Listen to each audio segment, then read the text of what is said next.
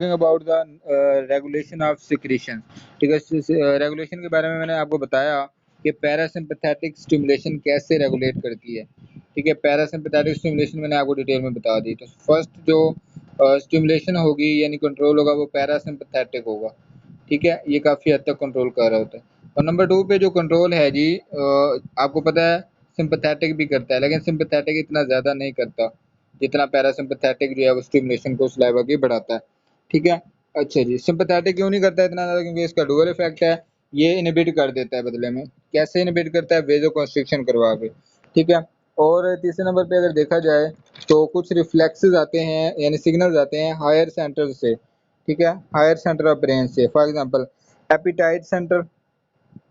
ठीक है, तो इसमें आपने याद रखना है जी हायर सेंटर ऑफ ब्रेन कौन कौन से। अभी मैंने आपको बताया स्मेल करते हैं तो स्मेल सेंटर भी कंट्रोल कर रहा होता है, और टेस्ट सेंटर भी कंट्रोल कर रहा होता है। टेस्ट एरिया जो होता है ना आपका, वो भी स्लाइवेशन को बढ़ा देता है, और एपिटाइट सेंटर भी इसके अंदर इन्वॉल्व होगा। ठीक है, और उसके अलावा कुछ रिफ्लेक्सेस जनरेट होते हैं आपके अपर जीआईडी में से। ठीक है, उन रिफ्लेक्सेस की वजह से भी जो है वो ये हो सकता है, स्लाइवेशन बढ़ सकती है। ठीक है, रिफ्लेक्सेस की वजह से। और फिफ्थ नंबर पे सिंपैथेटिक स्टिमुलेशन मैं आपको बता चुका। हाँ जी, blood supply very important to be discussed here. ठीक है, ब्लड सप्लाई, ब्लड सप्लाई जितनी बढ़ा देंगे ना तो उतनी ज़्यादा सिक्रीशन बढ़ जाएगी। तो ब्लड सप्लाई बढ़ाने से अगर सिक्रीशन बढ़ रही है, इसका मतलब क्या हुआ? इसका मतलब कोई भी फैक्टर जो कि वेजो डायलेशन करवाएगा यानी ब्लड की सप्लाई को बढ़ाएगा, तो it will increase the amount of secretion. ठीक है, सिक्रेशन बढ़ा देगा। कोई भी फैक्टर जो वेजो कंस्ट्रिक्शन करवाएगा वो नहीं बढ़ाएगा। ठीक है, अब वेजो डायलेशन के हवाले से एक और बात मैं यहाँ करना चाहूँगा। कैलिक्रीन, कैलिक्रीन एक सब्सटेंस है। ठीक है, ये क्या करता है? ये करता है जी, इंक्रीज कर देता है सिक्रेशन को। कैसे इंक्रीज करता है? कैलिक्रीन ना बनवा देता है, फॉर्मेशन करवा देता है ब्रेडिकाइनिन की। ठीक है, और ब्रेडिकाइनिन आपको पता है, ये ब्रेडिकाइनिन क्या करता है? ब्रेडिकाइनिन जो है वो एक अच्छा वेजोडाइलेटर है। ठीक है, ये इसमें गाइडन में भी लिखी हुई है चीज़, और इंशाल्लाह एंड उसमें भी लिखी हुई मिल जाएंगी। तो ब्रेडिकाइनिन क्या करवाता है? वेजोडाइलेशन करवाता है, स्ट्रॉन्ग वेजोडाइलेटर है। Bradykinin is a very very strong vasodilator. तो it will increase the it will increase the blood supply. तो ब्लड सप्लाई अगर बढ़ेगी तो ग्लैंड्स की स्लाइवेशन भी बढ़ जाएगी। ठीक है, बेसिकली जो आपका जो भी स्लाइवा वगैरह बन रहा है, जो भी सिक्रेशन है, उस वो कैसे बनती है? चीज़ें ब्लड से ही निकाली जा रही हैं। ठीक है, जो कुछ आप खाते हैं, जो पीते हैं, वो चीज़ें ब्लड में जा रही हैं, फिर जाके वो किसी और ऑर्गन के काम आ रही हैं, याद रखिएगा। ठीक है, ब्लड में से ही चीज़ें लेनी है उन्होंने। तो blood supply is very important for salivation. ठीक है, अब एसोफेगस जो है, ओरल कैविटी के अंदर स्लाइवेशन की बात की तो एसोफेगस की भी कुछ सिक्रीशन होती हैं। तो oesophageal secretion are not much important because ये कोई इतनी ज़्यादा सिक्रेशन नहीं करता। एंजाइम वगैरह तो बिल्कुल सिक्रेट नहीं करता। इसके पास कुछ सिंपल ग्लैंड होते हैं और कुछ कंपाउंड ग्लैंड होते हैं। तो ये म्यूकस सिक्रेशन करता है। ठीक है, म्यूकस सिक्रेशन करता है, और म्यूकस जो है वो आपको पता है लुब्रिकेशन वगैरह के लिए इम्पोर्टेंट है। बच्चों, अब हम स्टार्ट करने लगे हैं गैस्ट्रिक सिक्रेशन। ठीक है, गैस्ट्रिक सिक्रेशन को इतना ज़्यादा मुश्किल नहीं है, इसमें सिंपल सिंपल सी चीज़ें हैं, वो इंशाल्लाह मैं आपको अभी करवा देता हूँ, ओवरव्यू उसका जो है दे देता हूँ। मेरी कोशिश यही है कि ये आईडी हम जल्द से जल्द कवर करें इसी वीक के अंदर, आज कल और परसों के अंदर। और मंडे से इंशाल्लाह सीएनएस स्टार्ट करेंगे। तकरीबन तीनों बच्चे जो हैं सीएनएस के लिए रेडी है ना? इंशाल्लाह सीएनएस के बड़े अच्छे अच्छे आपको मिलेंगे, और वो इंशाल्लाह हमने करना है 10-15 दिन में। मेरी कोशिश होगी मैक्सिमम कवर करवा लूँ। ठीक है, अच्छा जी, गैस्ट्रिक सिक्रेशन की अगर बात करें तो गैस्ट्रिक सिक्रेशन क्या है? वो सिक्रेशन जो कि स्टमक से रिलीज हो रही हैं, स्टमक के अंदर जो मौजूद ग्लैंड्स हैं वहाँ से रिलीज हो रही हैं। ठीक है, अब इनकी कैरेक्टरिस्टिक क्या होती है? जो ये सिक्रेशन होती है ना, ये ज़्यादातर एसिडिक होंगी। क्यों? क्योंकि HCl बहुत ज़्यादा जो है यहाँ पे सिक्रेट किया जा रहा है, और पेप्सिनोजिन एंजाइम भी सिक्रेट किया जा रहा है। ठीक है, एसिड और पेप्सिनोजिन। अब पेप्सिनोजिन क्या करता है? पेप्सिनोजिन जो है वो इसकी क्या करवा देता है? सॉरी, प्रोटीन की डाइजेशन के अंदर इन्वॉल्व होता है। अब इसके अंदर कौन कौन से ग्लैंड्स हैं? मैंने आपको बताया जो ट्यूबुलर ग्लैंड्स है ना, इसके अंदर मेनली पाए गए हैं। ठीक है, कौन कौन से? अब गैस्ट्रिक ग्लैंड की अगर हम बात करें तो गैस्ट्रिक ग्लैंड ना इस तरह का होता है, ये एक नीचे ट्यूब सी बनी हुई है, इसको आप क्रिप्स भी कह सकते हैं, लेकिन मेनली इसको ट्यूबुलर ग्लैंड ही कहा जाता है।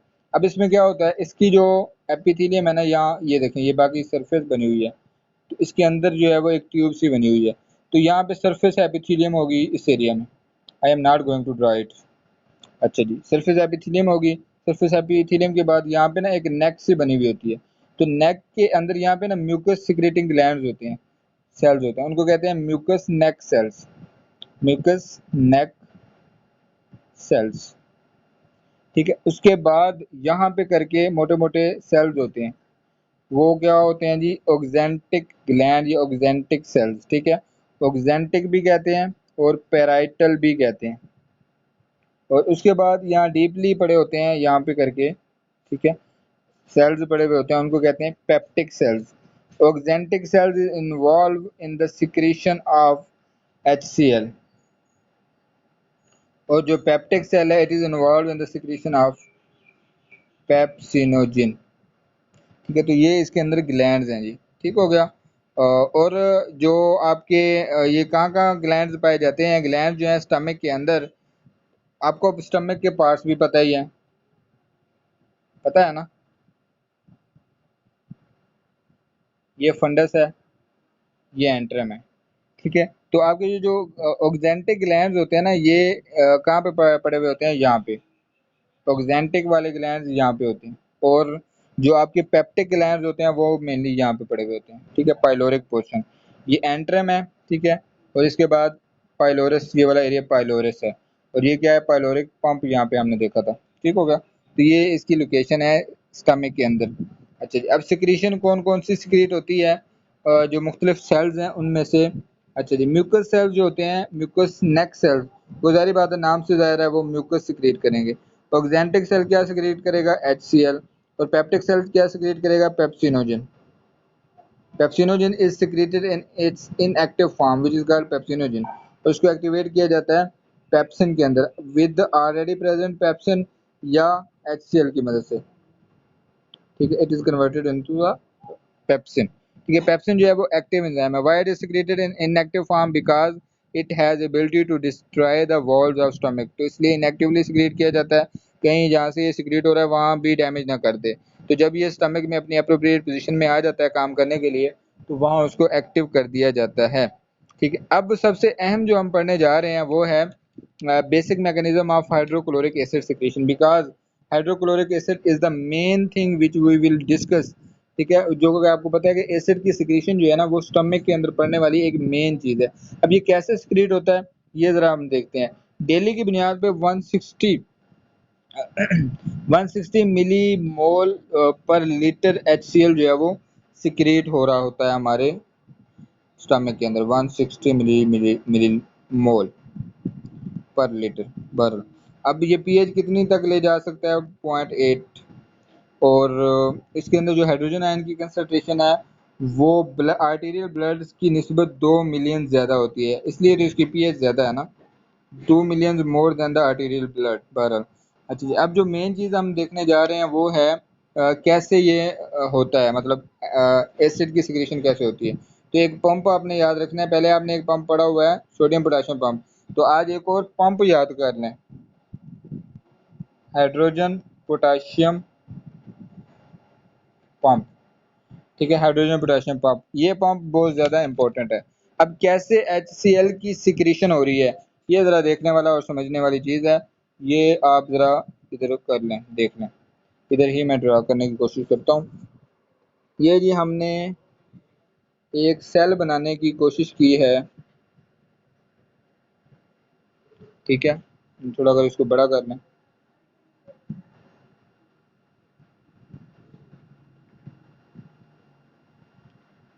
ये देखें जी एक सेल है, ठीक है। अब ये सेल के कौन सा सेल है, वो सेल है जो HCl सिक्रीट करेगा।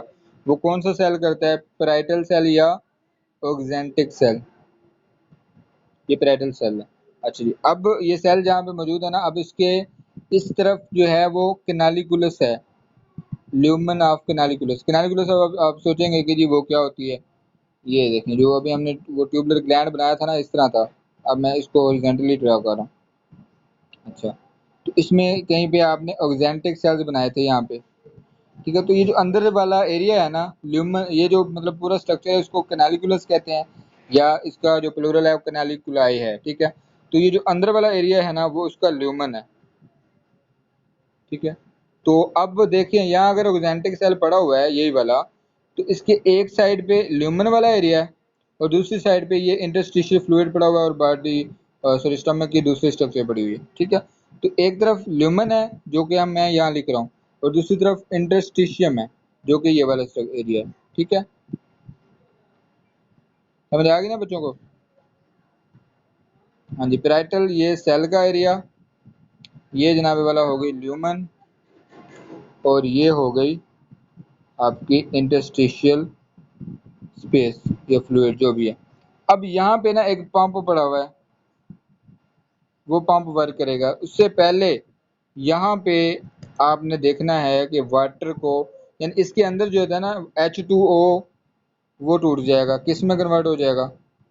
H positive and OH negative में, ठीक है। अब ये जो H पॉजिटिव है ना, इस H पॉजिटिव को बॉडी से निकाल दिया जाता है।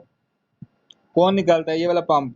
कौन सा? Hydrogen potassium pump. ये देखेंगे, हाइड्रोजन को बाहर ले गया, ल्यूमन में सिक्रीट कर दिया, ल्यूमन से चला जाएगा ना स्टमक के अंदर। अच्छा जी, अब यहाँ पे ये क्या करता है? पोटेशियम को अंदर ले आता है, ठीक है। सोडियम सॉरी हाइड्रोजन को बाहर निकाल दिया, पोटेशियम को अंदर ले गया, और इसने यूज किया एटीपी का, ठीक है। तो अब आप ये देख लें कि कहाँ पे हाइड्रोजन ज्यादा हो जाएगी? ल्यूमन में। और पोटेशियम कहाँ ज्यादा हो जाएगी? अंदर, इसके अंदर, यहाँ पे। तो यहाँ पे एक और चैनल लगा होता है जो कि फ्री मूवमेंट करवा देता है, पोटेशियम जो अंदर आई थी ना उसको बाहर निकलवा देगा खुद ही। फैसिलिटेटेड डिफ्यूजन या सिर्फ सिंपल डिफ्यूजन कह रहे हैं, ठीक है जी। अब ये जो H पॉजिटिव तो बाहर चला गया, हाइड्रोजन पोटेशियम पंप ने बाहर भेज दिया। अब यहाँ पे OH नेगेटिव अंदर रह गया था। अब OH नेगेटिव क्या करेगा? इस साइड पे एक पंप होगा, ठीक है। वो पंप क्या करता है? वो पंप करता ये है कि वो बाइकार्बोनेट आयन को बाहर मूव करवाता है। HC बाइकार्बोनेट आयन बाहर जाएगा, HCO3 नेगेटिव। अच्छा, बाइकार्बोनेट बाहर जाएगा और उसके बदले में क्लोराइड अंदर आएगा, ठीक है। अच्छा जी, अब बाइकार्बोनेट बाहर चला गया, क्लोराइड अंदर आ गया। अब ये बाइकार्बोनेट आप सोच रहे होंगे कैसे बना है? बाइकार्बोनेट बना था कार्बन डाइऑक्साइड के मिलने से। OH नेगेटिव और कार्बन डाइऑक्साइड जब मिला ना तो उससे बाइकार्बोनेट आयन बना। तो वो बाइकार्बोनेट आयन क्या किया उसने? वो बाइकार्बोनेट आयन क्लोराइड के साथ एक्सचेंज होके बाहर चला गया, बाइकार्बोनेट, और क्लोराइड अंदर आ गया। अब अंदर क्लोराइड जो है वो काफी ज्यादा कलेक्ट हो गया। अब क्लोराइड क्या करेगा? एक तो वो वैसे ही आ रहा है डिफ्यूजन के जरिए क्लोराइड, दूसरा इस पंप के जरिए भी अंदर क्लोराइड ज्यादा आ रहा है, ये वाला। तो अब क्लोराइड हो गया अंदर ज्यादा, तो क्लोराइड यहाँ सिंपल चैनल लगा हुआ है क्लोराइड को मूव करवाने के लिए। तो ये जो क्लोराइड अंदर पड़ा हुआ था ना उसको बाहर चला जाएगा, भेज दिया जाएगा। तो अब इस ल्यूमेन वाले एरिया में क्लोराइड भी है, H पॉजिटिव भी पहले हाइड्रोजन पोटेशियम पंप ने रिलीज कर दिया, तो ये दोनों मिलके क्या बना देंगे? HCl। तो इस तरह एसिड की सिक्रीशन हो जाती है, HCl की सिक्रीशन हो जाती है। और आपको पता है जहाँ आयंस ज्यादा होना उस तरफ वाटर भी आ जाता है, किस तरह? ऑस्मोसिस से, ठीक है। तो ये है जी simple secretion of HCl into the lumen. ये अब आपको यहाँ से समझ आ गई है बच्चों? समझ आ गई है? कोई क्वेश्चन आपका? I will show you from book, book से भी मैं दिखाना चाहूंगा। हाँ जी, ये देखें जी, ये आपकी बुक पड़ी हुई है। अभी मैंने आपको बताया ये वो वाला पंप है, नजर आ रहा है बच्चों? नजर आ रहा है? Hydrogen potassium pump. ये जो वाटर के डिफ्यूज टूटने से H पॉजिटिव और OH नेगेटिव बना था ना, H पॉजिटिव बाहर चला गया, पोटेशियम अंदर आ गया। अच्छा जी, अब ये देखें, ये ये तो काम हो गया। अब यहाँ पे रह गया OH नेगेटिव। कार्बन डाइऑक्साइड आ रहा था बाहर से सेल के अंदर, तो वो कार्बन डाइऑक्साइड रिएक्ट कर गया किसके साथ, OH नेगेटिव के साथ, ठीक है। और ये मिलके इन्होंने बना दिया बाइकार्बोनेट। अब बाइकार्बोनेट क्या करेगा, bicarbonate will be exchange with chloride, chloride को अंदर ले आया जाएगा और बाइकार्बोनेट बाहर एक्सचेंज हो गया, ठीक है। अच्छा जी, अब अंदर क्या हो गया, ये वाटर सॉरी ये क्लोराइड अंदर ज़्यादा हो गया, क्लोराइड को बाहर भेज दिया गया। अच्छा जी, अब ऑस्मोसिस से वाटर भी अंदर आ गया। ओके हो गया जी। अच्छा जी, अब आप सोच रहे होंगे कि ये पोटाशियम और सोडियम पंप का क्या काम है। याद रखिएगा, अगर यहाँ पे सोडियम ज़्यादा हो गया ना, तो सोडियम सोडियम Cl के साथ ज़्यादा बाइंडिंग एफिनिटी रखता है, तो ये इसके साथ बाइंड कर देगा, कर जाएगा और साल्ट बना देगा, और इसको बाइंड नहीं करने देगा, HCl नहीं बनाने देगा। तो इसीलिए सोडियम को यहाँ से पंप आउट करवा दिया जाता है कि वो कहीं ल्यूमन की तरफ जाके HCl को डिस्टर्ब ना कर दे, ठीक है। तो ये ल्यूमन यहाँ पे इसलिए ये वाला पंप लगा हुआ है, ठीक है जी। समझ आई कि नहीं आई। ये इस गैस्ट्रिक सिक्रीशन में सबसे इम्पोर्टेंट यही वाला क्वेश्चन। अच्छा जी, फेजेस होते हैं कुछ गैस्ट्रिक एसिड की सिक्रीशन के, वो जरा देख लेते हैं। फेजेस, अब जो फेजेस है ना, फेजेस में आप जब पढ़ने लगोगे ना, सिर्फ फिगर 65.7 देख लेनी है, तो आपको फेजेस का डिटेल में पढ़ने की इतनी ज़्यादा ज़रूरत नहीं पड़ेगी, समझ आ जाएगी आपको, मेन कंसेप्ट समझ आ जाएगा। फेजेस हैं 3, एक है जी सिफेलिक फेज, और दूसरा क्या है, गैस्ट्रिक फेज, और तीसरा कौन सा फेज है, इंटेस्टाइनल फेज,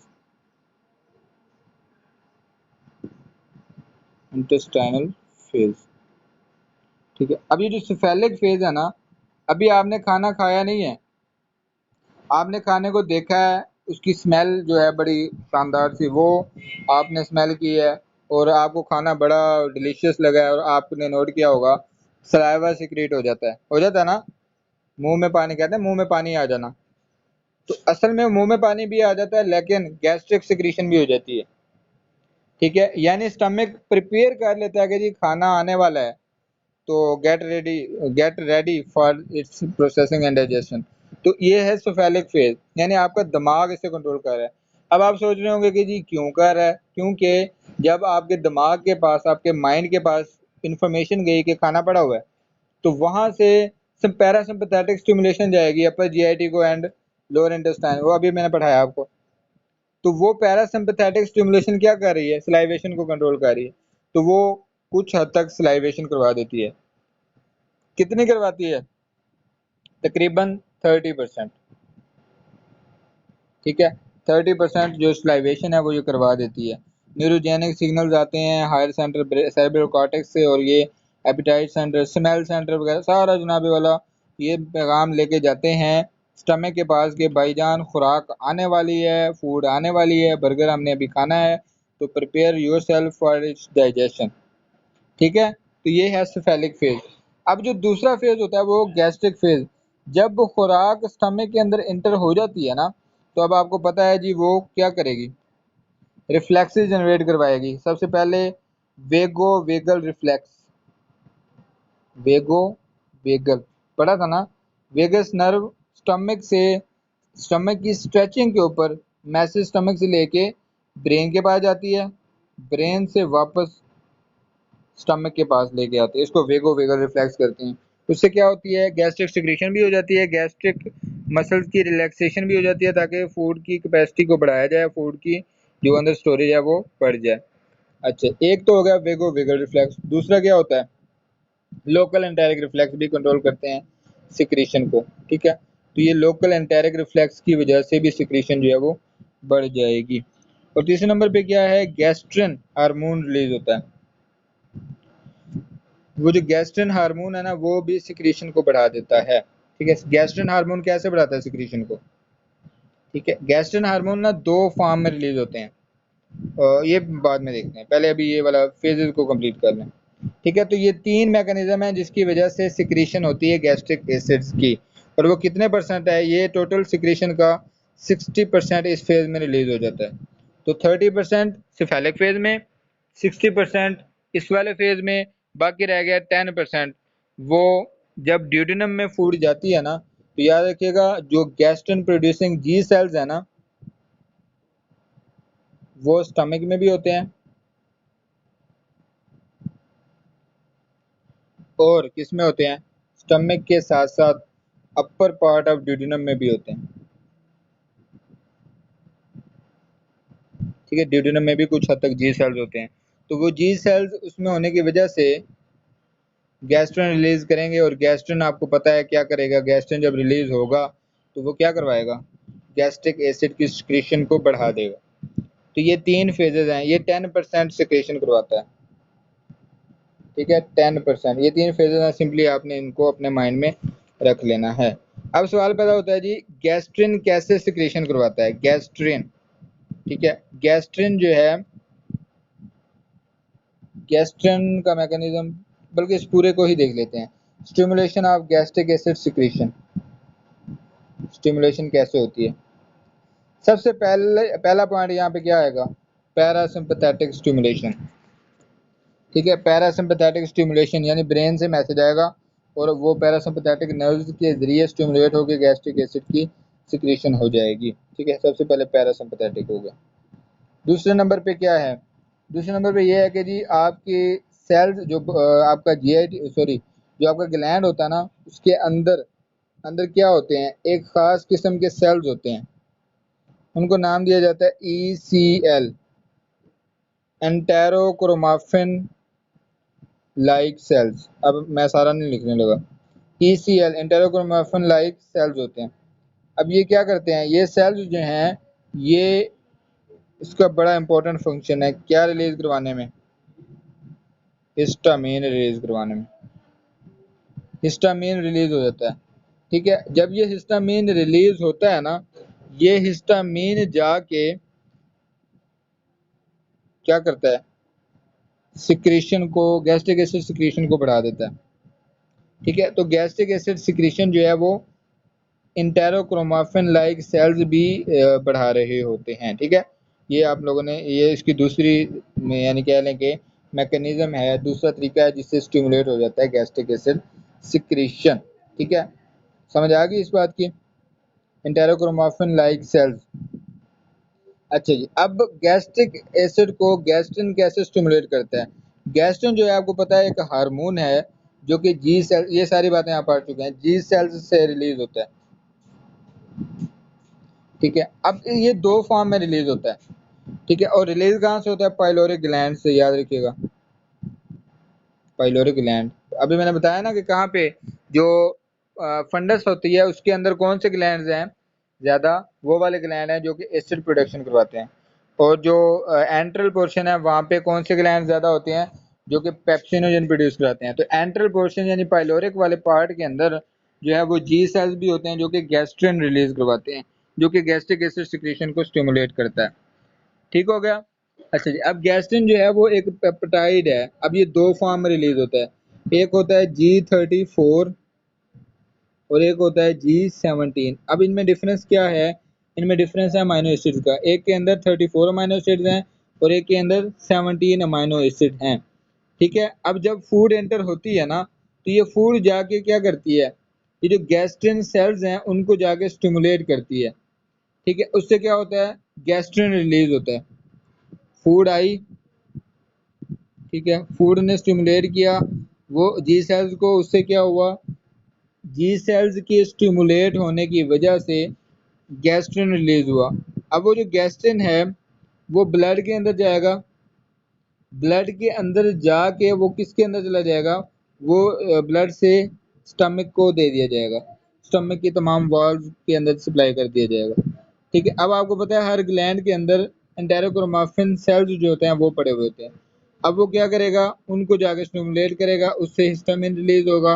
हिस्टामिन डायरेक्टली जो है वो जाके स्टिमुलेट कर देता है सेल्स, जो ग्लैंड्स के सेल्स हैं ना उनको।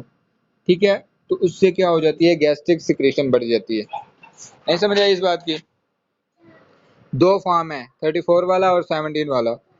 इसमें से ये जो ये होते हैं, ये क्या करते हैं, जैसे कोई खुराक आती है वो स्टिमुलेट कर देती है किसको, वो स्टिमुलेट करती है, सॉरी आई एम स्किपिंग, हाँ जी, जैसे फूड आएगी, फूड आके गैस्ट्रिन सेल्स यानी जी सेल्स के ऊपर एक्ट करेगी, वहां से गैस्ट्रिन रिलीज होगा, गैस्ट्रिन रिलीज होके ब्लड के अंदर जाएगा, ब्लड में जाके वो जो सेल्स हैं वो ब्लड में जाके स्टमक के सेल्स के पास जाएगा, वहां से वो रिलीज करवा देगा एंटेरोक्रोमाफिन सेल्स को एक्टिवेट करवा के हिस्टामिन, हिस्टामिन जो है वो जाके डायरेक्टली ऑक्जेंटिक ग्लैंड्स को एक्ट करेगी और ग्लैंड जो है वो सिक्रेशन कर देंगे एसिड वगैरह की, हाइड्रोक्लोरिक एसिड यानी गैस्ट्रिक एसिड सिक्रेशन बढ़ जाएगी। ठीक हो गया, काफ़ी है आज के लिए। इंशाल्लाह ये चैप्टर हमने मेजरली कवर कर लिया है। कल इंशाल्लाह पैंक्रियाटिक सिक्रेशन की बात करनी है और गैस्ट्रिक सिक्रेशन में एक दो बातें रहती हैं, वो इंशाल्लाह कल हो जाएंगी, और ये चैप्टर कल एंड करके जो नेक्स्ट चैप्टर है वो स्टार्ट हो जाएगा इंशाल्लाह। कल भी इंशाल्लाह इसी तरह 1.5 घंटे की क्लास लेंगे हम। ठीक है, ठीक है बच्चों, कोई क्वेश्चन?